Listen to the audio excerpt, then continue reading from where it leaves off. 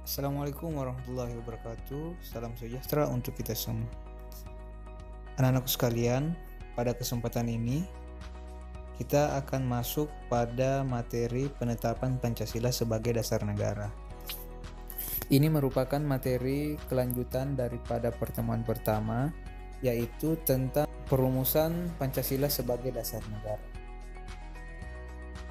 Baik anak-anakku sekalian, sebelum kita memulai pembelajaran hari ini, alangkah baiknya kita bersama-sama berdoa kepada Tuhan Yang Maha Esa, agar kiranya dalam pembelajaran ini kita selalu diberi kemudahan dalam memahami pelajaran hari ini. Berdoa dimulai. Anak-anakku sekalian, sebelum kita masuk kepada inti pembelajaran hari ini tentang penetapan Pancasila sebagai dasar negara,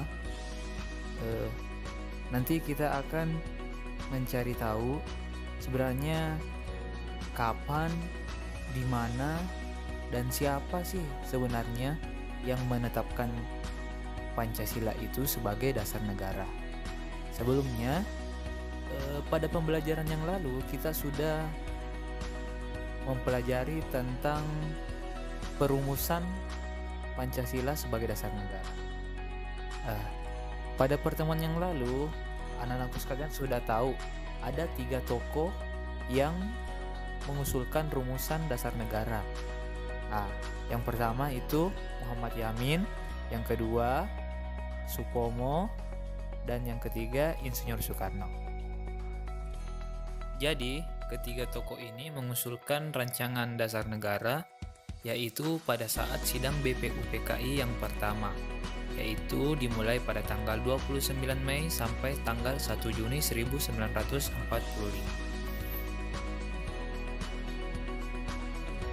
Jadi setelah BPUPKI menyelesaikan tugasnya, yaitu merancang dasar negara dan merancang undang-undang dasar, maka tugas BPUPKI ini dilanjutkan oleh PPKI. Kira-kira di antara kalian ada tidak yang tahu apa itu PPKI? Jadi, PPKI merupakan singkatan dari Panitia Persiapan Kemerdekaan Indonesia, atau dalam bahasa Jepang disebut Dokuritsu Junbi Inkai. PPKI ini dibentuk pada tanggal 7 Agustus 1945 sebagai pengganti dari Badan Penyelidik Usaha Persiapan Kemerdekaan Indonesia. Pada umumnya, PPKI ini bertugas untuk mempersiapkan kemerdekaan Indonesia.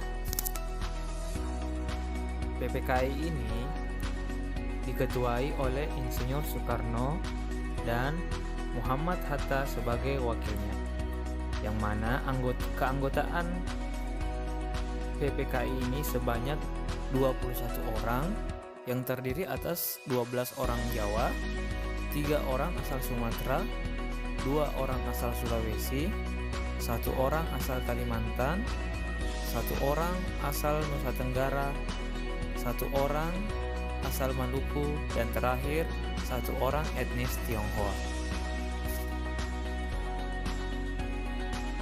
Setelah pembentukan PPKI pada tanggal 7 Agustus 1945, 3 tokoh penting PPKI, yaitu Insinyur Soekarno, Muhammad Hatta, dan Rajiman Widyodiningrat, pada tanggal 9 Agustus 1945 dipanggil ke Dalat, Vietnam, untuk mendengarkan instruksi Jepang terhadap langkah PPKI selanjutnya.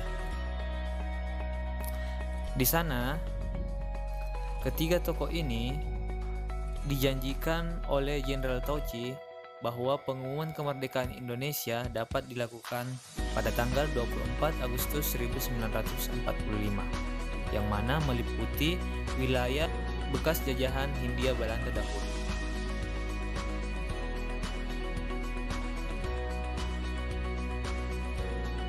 Namun, setelah kembali ke tanah air, pada tanggal 14 Agustus 1945, Insinyur Soekarno mengumumkan bahwa Indonesia akan merdeka secepat mungkin, sehingga kemerdekaan yang kita peroleh bukan merupakan hasil pemberian dari Jepang, melainkan kemerdekaan bangsa Indonesia merupakan hasil perjuangan bangsa Indonesia sendiri. Di hari yang sama, pada tanggal 14 Agustus 1945, Jepang menyerah kepada pihak sekutu dalam Perang Dunia Kedua, sehingga lebih membuka kesempatan bagi bangsa Indonesia untuk mempersiapkan kemerdekaan atas dasar prakarsa sendiri.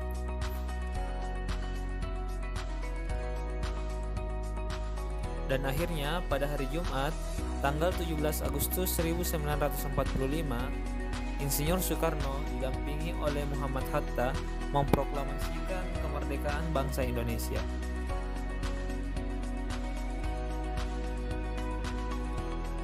Jadi, adapun tujuan PPKI dibentuk, di samping tujuan utama yaitu menyegerakan proklamasi kemerdekaan bangsa Indonesia, PPKI juga bertujuan untuk melaksanakan roda pemerintahan negara Indonesia serta membentuk struktur-struktur ketatanegaraan. Setelah Indonesia memproklamirkan kemerdekaannya kepada seluruh dunia, pada tanggal 18 Agustus 1945, PPKI melakukan sidang pertama yang diadakan di Pejambon, tepatnya pada Gedung Kesenian Jakarta yang sekarang sudah menjadi Gedung Kementerian Luar Negeri Republik Indonesia.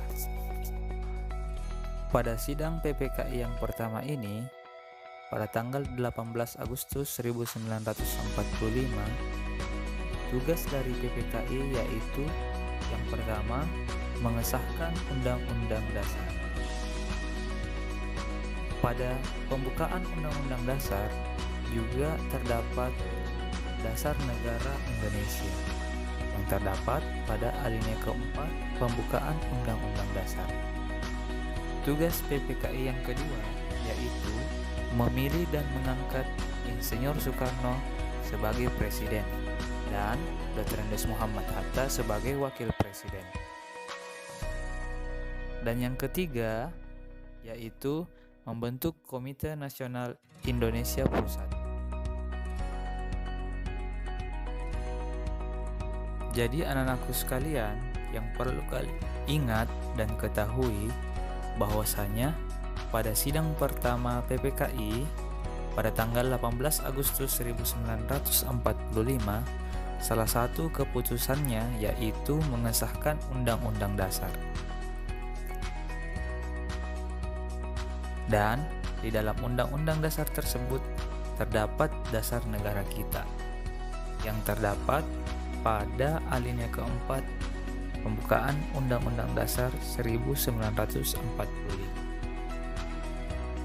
Jadi itulah tadi rentetan peristiwa atau sejarah mulai dari perumusan hingga penetapan Pancasila sebagai dasar negara, yang mana mulai dari sidang BPUPKI pertama pada tanggal 29 Mei sampai 1 Juni 1945 hingga melahirkan Piagam Jakarta pada tanggal 22 Juni 1945 hingga pada penetapan Pancasila sebagai dasar negara yakni pada tanggal 18 Agustus 1945.